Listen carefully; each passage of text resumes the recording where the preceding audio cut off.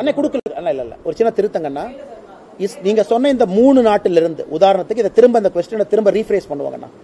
ஆப்கானிஸ்தான், பாகிஸ்தான், பங்களாதேஷ்ல இருந்து இஸ்லாமியர் வர்றாருன்னு வச்சுக்கலாம். அதே கேள்விதான் கேட்கறீங்க.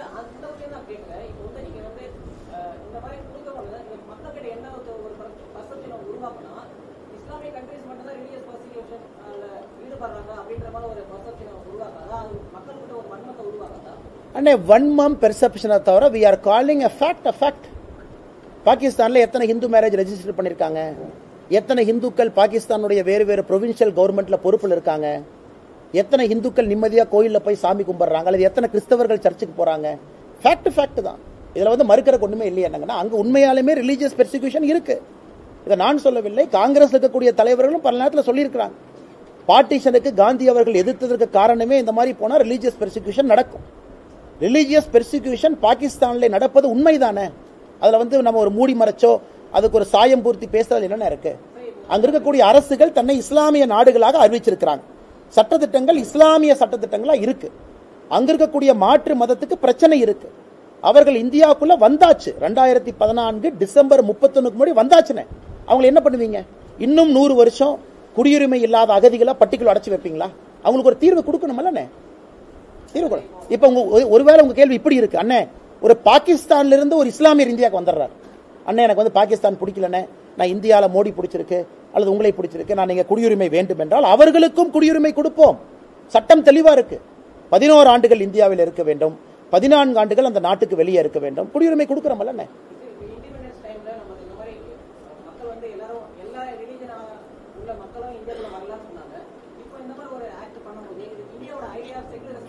அண்ணே இதே பிரஸ் மீட் இதே போன்ற கேள்விகள் நீங்க எல்லாத்துக்கிட்டே கேட்பீங்க நான் நம்புறேன். நான் நம்மளது மட்டும்தான் ஹிஸ்டரி, ஜியாகிரபி, சோசியாலஜி எல்லாம் தாண்டி போயிட்டு இருக்கு.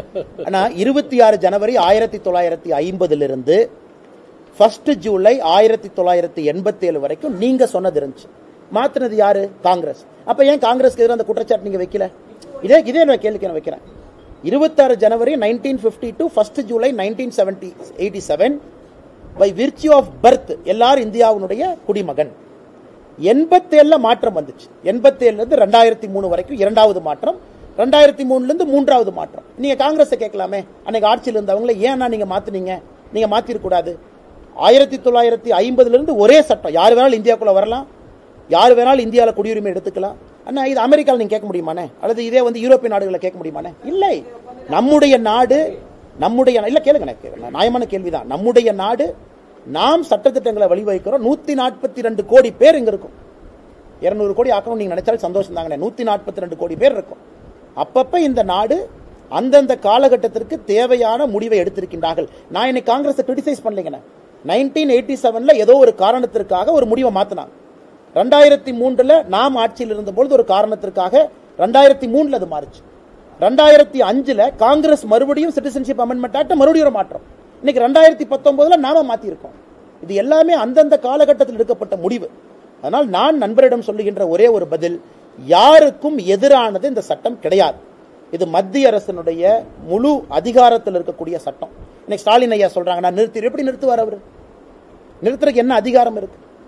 நான் தமிழ்நாட்டுக்குள்ள விட மாட்டேன், இந்த காத்து தமிழ்நாட்டுக்குள்ள விட மாட்டேன், இந்த காத்து டெல்லிக்கு போயிடுச்சுன்னு சொல்ற மாதிரி இருக்கு. அதனால் ஒரு விஷயத்தை புரிந்து கொள்ள வேண்டும், இது பட்டிக்குள்ள அகதிகளாக பட்டிக்குள்ள அடைஞ்சு கிடக்கிறாங்க. 2014 வரை வந்தவர்கள். ஏன்னா ஒரு பக்கம் அவங்களே மனுஷங்களா பாருங்கண்ணே, அவங்க கொண்டாடுறாங்கண்ணே. நேத்தெல்லாம் பார்த்து வெடி வச்சு ஸ்வீட் கொடுத்து அவங்களும் கொண்டாடுறாங்க. அவங்களும் மனிதர்கள் தானே. அவங்க என்ன தவறு பண்ணாங்க? பார்ட்டிஷன் நடக்கும் பொழுது பாகிஸ்தான் நம்பி அங்க இருந்தாங்க, இந்துக்கள் இருந்தாங்க. அதன் பிறகு பாகிஸ்தான் தான் சொன்ன கருத்தை அங்கே நடைமுறைப்படுத்தவில்லை. அதன் பிறகு அவங்க வர்றாங்க. அவங்களை எப்படி நீங்க தடுப்பீங்கன்னா? யாருக்குண்ணே எந்த அதிகாரம் கிடையாதுண்ணே. அண்ணே முதலமைச்சர் கொஞ்சம் ஹிஸ்டரி புத்தகத்தை நல்லா படிக்கணும். ஸ்கூலுக்கு போயிருக்காரான்னு தெரியல. முதலமைச்சர் அவர்கள் ஸ்கூலுக்கு போயிருக்கும் பொழுது இந்த சிவிக் சயின்ஸ் ஒரு புக் சாப்டர் இருக்கும் ஹிஸ்டரியில. அந்த சிவிக் சயின்ஸ் பாத்தீங்கன்னா union list, state list, concurrent list இருக்கும். அந்த மூன்றையும் படித்துத்தான் அரசியல் பிரமாணம் எடுத்து இன்னைக்கு முதலமைச்சராக இருக்கிறாங்க. அவருக்கு என்ன அதிகாரம்? மத்திய அரசுக்கு என்ன அதிகாரம்? மத்திய அரசுக்கும் மாநில அரசுக்கும் இணைந்த என்ன அதிகாரம்? இதை தெரியாம ஒரு முதலமைச்சர் நீங்க அப்போஸ் பண்ணுங்க, நோ ப்ராப்ளம். ஒரு முதலமைச்சரா அதை நான் எதிர்க்கிறேன், அரசியல் எதிர்க்கிறேன், பரவாயில்ல, அது ஒரு கருத்து. தமிழ்நாட்டுக்குள்ள விட மாட்டேன் சொல்வதற்கு முதலமைச்சருக்கு அதிகாரம் கிடையாது. அப்படி என்றால் அவர் எடுத்த சத்திய பிரமாணத்துக்கு எதிராக அவர் போறார். இதை நான் எதிர்க்கிறேன். ஓகே, அரசியலை எதிருங்க, தப்பு கிடையாது. உங்களுக்கு ஒரு கொள்கை, எங்களுக்கு ஒரு கொள்கை.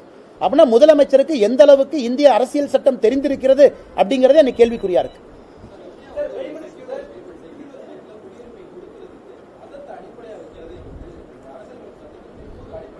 அண்ணே, மதத்தை அடிப்படையா வைக்கலையே. நாம் என்ன சொல்றோம்னா 2014 டிசம்பர் 31க்கு முன்பு யார் வந்திருக்கின்றார்களோ, குறிப்பாக இந்த 3 நாடு அப்படித்தான் சொல்லியிருக்கோம். இது வந்து ஓபன் எண்டட் சிட்டிசன்ஷிப் இல்லைங்கண்ணா. நீங்க 2014 டிசம்பர் 31க்குள்ள வந்திருக்கும். நீங்க 2019 வந்தீங்களா, செல்லாது. அப்படின்னா நீங்க 14 வருஷம் இருக்கணும், 11 ஆண்டுகள் காத்திருக்கணும் உங்களுக்கு அந்த சிட்டிசன்ஷிப். இது வந்து ஒன் டைம் சிங்கிள் பாஸ், ஒரே ஒரு முறை இதுவரை வந்தவர்களுக்காக கொடுக்கப்படக்கூடிய சிறப்பு சலுகை இது. 2014 டிசம்பர் 31 தான் கணக்கு. நம்முடைய குடியுரிமை சட்டத்திட்டத்தில் மதத்தை வைத்து எங்கேயுமே இல்லை. இன்னைக்கும் இல்லை, நாளைக்கு இருக்க போறது கிடையாது.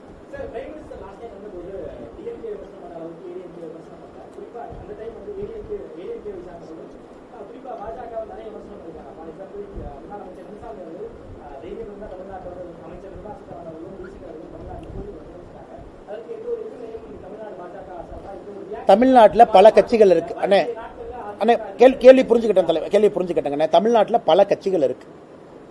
எல்லா கட்சிகள் எங்களை பற்றி விமர்சனம் செய்யும் பொழுது பதில் கொடுக்க வேண்டிய அவசியம் எங்களுக்கு இல்லை. நீங்க ஒரு கட்சி பேர் சொல்றீங்க, அப்புறம் திருமாவளவன் சொல்லுவார் நான் என்ன குறைச்சலாம், நானும் தான் விமர்சனம் பண்ண, எனக்கே பதில் சொல்லணும். கம்யூனிஸ்ட் கட்சி சொல்லணும் நான் என்ன ஊருகா தொக்கா, நானும் தான் 10 வருஷமா பிரதமர் விமர்சனம் பண்ண, எனக்கு நீ பதில் சொல்லணும். அது எங்களுடைய முடிவு. யாரை நாங்கள் விமர்சனம் செய்ய வேண்டும் என்று நினைக்கின்றோமோ நாங்கள் விமர்சனம் செய்யறோம். காரணம், இங்கே ஆட்சியில திமுக இருக்கு, மேல ஆட்சியில நாங்க இருக்கோம். 2024 தேர்தல் இவர்கள் அமைத்திருக்கக்கூடிய, சரி அப்படி இருந்தா பிரைம் மினிஸ்டர் கேண்டிடேட் சொல்லட்டுமேனா, அந்த பிரைம் மினிஸ்டருடைய விஷன் சொல்லிட்டு நான் கிரிட்டிசைஸ் பண்றேன்.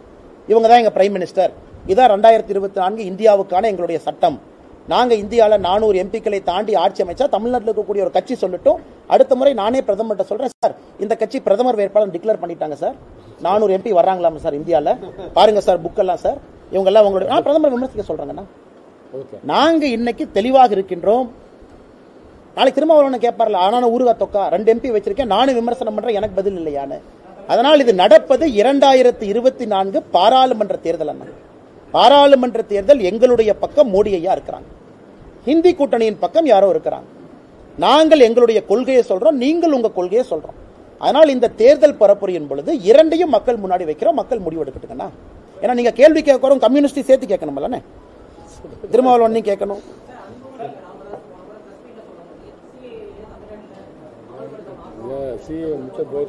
அண்ணே, இவ்வளவு டீடைலா எனக்கு தெரிஞ்சு, இவ்வளவு டீடைலா இந்தியாவில் எனக்கு தெரிஞ்சு சிஏஏ பத்தி யாராச்சும் பிரஸ் மீட் பண்ணிருப்பாங்களான்னு தெரியலண்ணே. நீங்க இந்தியாவில் எல்லா தலைவர்களையும் பாருங்க, எல்லா பிரஸ் மீட்டையும் பாருங்க, உங்க நண்பர்கள்ட்ட கேளுங்க, இந்தியா முழுவதுமே இவ்வளவு டீப்பா 1950 இருந்து ஏன் போயிருப்பாங்க.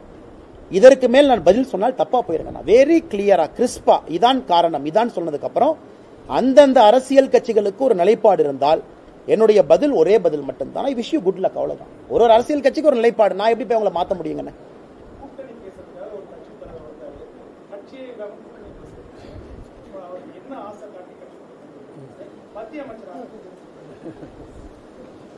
அண்ணே, சரத்குமார் அண்ணன் அவர்கள், ராதிகா சரத்குமார் அவர்கள், சமத்துவ மக்கள் கட்சியினுடைய தலைவர்கள் அன்கண்டிஷனலா எந்தவித நிபந்தனையும் இல்லாமல், உண்மையை சொல்லலாம் அப்புறம் நான் நடிப்பேன் நீங்க சொல்லுவீங்க, நேற்று நைட் 2 மணிக்கு சரத்குமார் அண்ணே ஃபோன் பண்ணார். அவர் சொன்னாரு, நான் வந்து கிட்டத்தட்ட 20 ஆண்டுகளா இந்த கட்சி நடத்தி கொண்டிருக்கின்றேன், நானும் வேறு வேறு இடத்துல பயணிச்சிருக்கிறேன், வேற வேற விஷயத்தை பேசியிருக்கேன், ஆனால் இன்று நான் உறுதியாக ஒரு பக்கம் நிற்க வேண்டும் என்று நினைக்கின்றேன். நைட் 2 மணிக்கு கூப்பிட்டாங்க. இந்த சந்திப்பே வந்து இன்னைக்கு காலையில தான் முடிவு பண்ணவங்கண்ணா. அன்கண்டிஷனலா எந்த எதிர்பார்ப்பும் இல்லாம, பாரதிய ஜனதா கட்சி எதுவும் சொல்லாம சரத்குமார் அவர்கள் முழுவதுமாக நம்மோடு இணைந்திருக்கின்றார். அரசியல் இது நடக்குமேனா, திமுக மாதிரி எல்லாரும் பேரம் பேச மாட்டாங்களே அண்ணா. இன்னைக்கு எல்லோரும் மோடி அவர்களை ஏற்றுக்கொண்டு, இங்க பாருங்க, எனக்கு பக்கத்தில் அண்ணன் நிற்கிறார். எங்கிருந்து வந்தாங்க? சமத்துவ மக்கள் கட்சியிலிருந்து வந்தாங்க. நான் எங்கிருந்து வந்தேன்? இந்திய காவல்துறை பணியிலிருந்து வந்தேன். நாராயண திருப்பதி அண்ணன், சக்கரவர்த்தி அண்ணன்லாம் நம்முடைய பீஷ்ம பிதாக்கள் போல் பாரதிய ஜனதா கட்சி ஆரம்பத்திலிருந்து இருக்காங்க. எல்லா தரப்பட்ட ஏஜி சம்பத் அண்ணன் எங்கிருந்து வந்தாங்க? திராவிட முன்னேற்ற கழகத்திலிருந்து வந்தாங்க. இங்க எல்லா தலைவர்கள் இருக்கிறாங்க, வரதராஜன் எல்லாம் இருக்காங்க. கரெக்ட். அவர்கள் என்ன நினைக்கிறாங்கன்னா, இன்னைக்கு 2024 அரசியல் களம் மாறிடுச்சு. எல்லோருக்கும் தெரியும் மோடி அவர்களுடைய விஷன், ஃபார்வர்ட் லுக்கிங் அப்ரோச், 25 ஆண்டுகள் நம்முடைய கொள்கை, அதற்காக இன்னைக்கு சரத்குமார் என்ன வந்திருக்கு.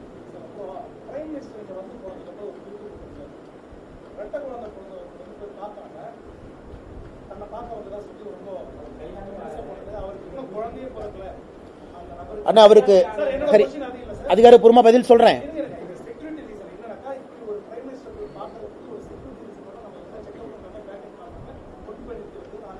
இல்ல அண்ணே, பிரதமர்கிட்ட அவர் நல்லவரா கெட்டவரா, அவங்களுக்கு வேற மாதிரி கேஸ் எல்லாம் இருக்கா, இதை பார்ப்பது மட்டும்தான் எங்களுடைய கடமை. பிரதமர்கிட்ட என்ன பேசுறாங்க அது எங்கள் கடமை கிடையாது. ஏன்னா பிரதமர் நிறைய பேசுறாங்க. நீங்கள் சொன்ன இந்த நபருக்கு குழந்தை பிறந்திருக்கிறது, இரட்டை குழந்தை பிறந்திருக்கிறது, 2 குழந்தை இன்னைக்கு ஐசியூல இருக்காங்க, 2 பேரும் ஆண் குழந்தைகள். both the children are fighting for their life. அதனால் இந்த நேரத்தில் அவர்களுக்கு மரியாதை கொடுத்து இதை பற்றி நான் டீப்பா போகல. புகைப்படத்தை நீங்க பாப்பீங்க. ஏன் நான் ரூமருக்கெல்லாம் நான் பதில் சொல்ல விரும்பலினா, ஒரு மனுஷனுடைய பிரைவசி கொண்டு வந்து நீங்க கேட்ட கேள்வியில் நியாயம் இருக்கு. அப்ரிஷியேட்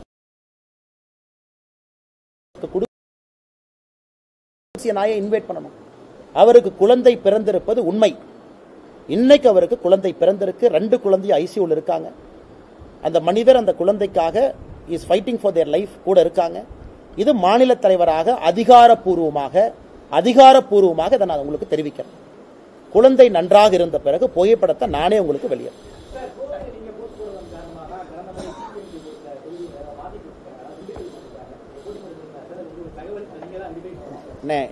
உங்களுக்கு தெரியுங்கண்ணே. என்னுடைய பணி வேறு பணி, கட்சி பணி, ஓடுகின்ற பணி.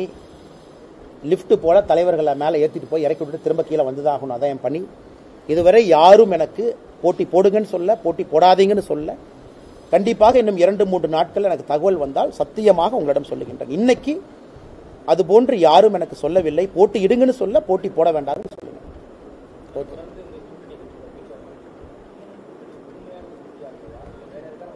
ஆனா நீங்க பாக்குறீங்கல்ல, நம்ம கூட்டணிக்குள்ள நிறைய கட்சிகள் இருக்கிறாங்க.